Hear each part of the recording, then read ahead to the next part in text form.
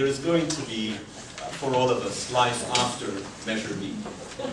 The voters will go to the polls on March 3rd and will express their desires one way or the other, but the relationship between the department and the neighborhood councils must continue. We must build on it.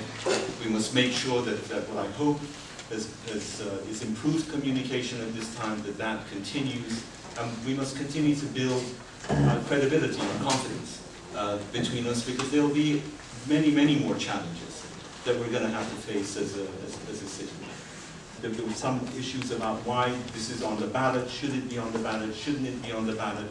Again, the decision to take this 400 megawatt section of the solar plan and put it on the ballot was not a DWP initiated idea. Now, the question is posed, well, why wasn't this analysis done before the city council voted? And I understand the question. But I think you also have to take a look at the process that led up to the city council's vote to actually put this on the ballot. And again, this was not a DWP initiated idea. This is not a DWP report. The Huron report is not a DWP report. It's not a DWP analysis. It is Huron's analysis. I understand that the MOU committee earlier this morning had asked for the entire report, and I understand that this is all that's going to be sent to anyone, so that we will not have the report in its entirety. Well, I think that question needs to be posed to Huron. I mean, what we did here was we asked Huron to perform an analysis and give us their conclusions. That's what they've done. I haven't seen Huron's work product. I haven't, and I asking for a Huron report, but in conjunction with the Huron consultants, would that be possible?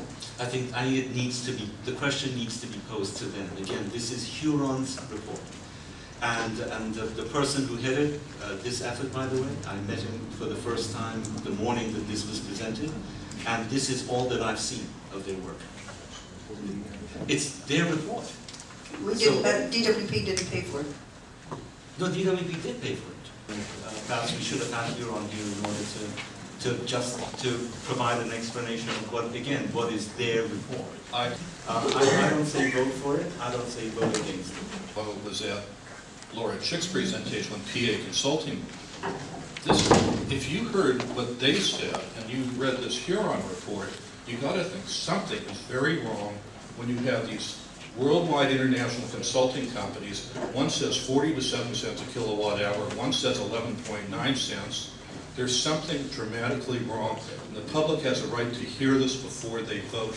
With ballots out, there's something very wrong here. Where can we get the numbers at such a scale of thin film photovoltaic, and whether the manufacturers are geared to produce such volumes, even at 50 megawatts a year?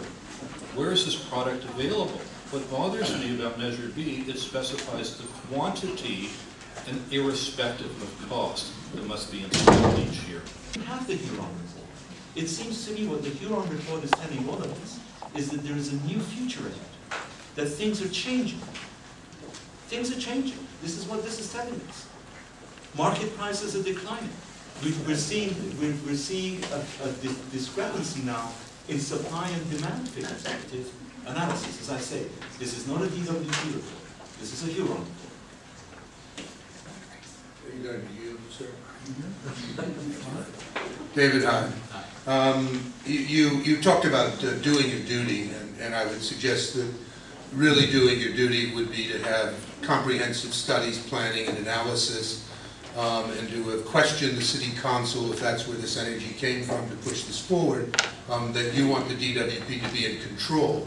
You rest your case on a Huron report that defies any external analysis because it's nothing but a PowerPoint presentation, but you never talk about PA Consulting's extensive report that does have documentation that looks at 5 years and compares it to previous performances and questions with $5.3 billion in infrastructure improvements, the DWB's ability to handle such a massive project, particularly without detailed and complex planning?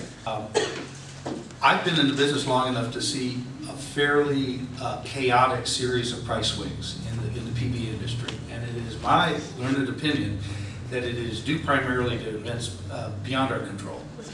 Global supply and demand and tax structures and benefits and incentives drive the prices much more severely and chaotically than technology. Because we have seen in 2005 and 2006 prices then that were cheaper than today.